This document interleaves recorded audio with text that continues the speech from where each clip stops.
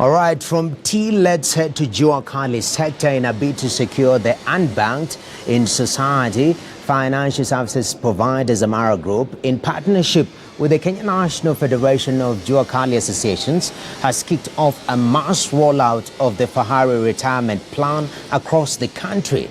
This comes on the back of successful pilot programs across Nairobi, Machakos, Kiambu, Nyeri and Kisumu counties. Through these pilot exercises, the team enrolled around 10% of the registered Jua Kali members in various associations. Jua Kali is a holistic solution for the Jua Kali sector. It is about bringing pensions to the unpensioned. It is about bringing insurance to the uninsured. It is about bringing savings to those who are not currently saving. Fahari Jua Kali, it's a complete solution. The primary purpose is to get people to save for the long term, for their old age, but the savings that are there can also be used for other purposes. We have a last expense, last respect cover for only 100 shillings per annum. One can get a last respect cover of 25,000 shillings. For only 400 shillings, it is 100,000 shillings.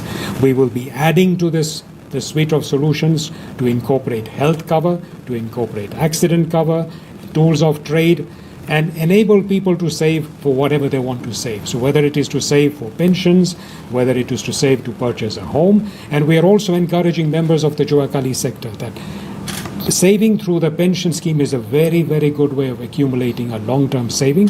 But importantly, the members can also access up to 40% of their saving for a home as per the changes and the new under the Retirement Benefits Act. And we are dignifying the future of the Jua Kali sector in this country through a dignified program that we have sat together with Zamara. And Zamara seems to be like the only organization that had the patience to listen to the Jua Kali sector and craft a program that is understandable, flexible, and useful to the Jua Kali sector. We did not find Zamara just easily. We found Zamara after a long struggle. We are here to say what Zamara has done and what the system of Zamara is producing is something that we want to take home and make sure that we put our inputs.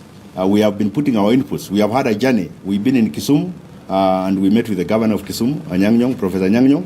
He was very excited about this product, and of course we are going to launch it in Kisumu very soon.